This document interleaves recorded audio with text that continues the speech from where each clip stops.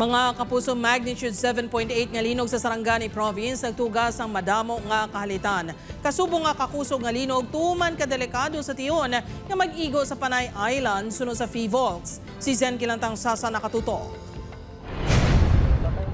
Nagkalarumpag ang pila ka establishmento matapos gintayog sang magnitude 7.8 nga linog ang dako nga bahin sang Mindanao kaina sang aga. Sa maasim Sarangani ang natumod nga epicenter sang linog.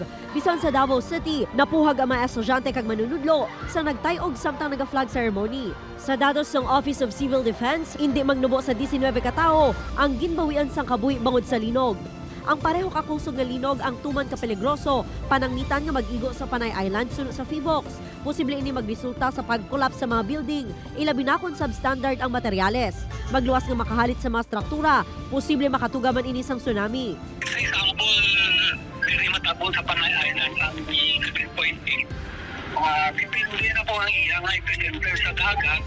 Either dira sa mga western part ng Panay. Ito maka-trigger siya sa tsunami. Pareho sa buong sa tabol sa buong Sarangani. January 25, 1948, sang gintayog sang magnitude 8.2 nga linog, nga gintawag kay Lady Kaykay ang Panay Island. Ina ang nagbilin sa dako nga halit sa bugos nga isla. Diri sa Iloilo City, nakaalerto ang City Disaster Risk Reduction Management Office pananglitan nga may magluntad nga linog. Masarangan kuno sa mga building sa syudad ang magnitude 7.8. Bangod kalabanan mga bagong tukod, ang mga heritage building ang ginakabalakan. Nag-follow sa National Building Code naton actually are designed to withstand earthquakes of this particular magnitude 8.0.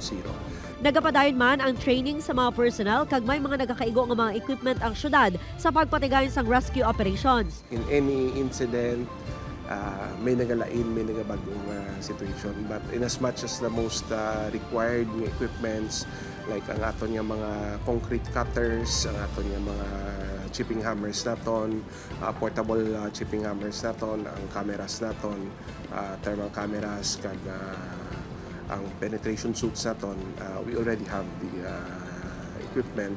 Upod kay si Rilo Randuque, Zen Kilantang Sasa, One Western Visayas.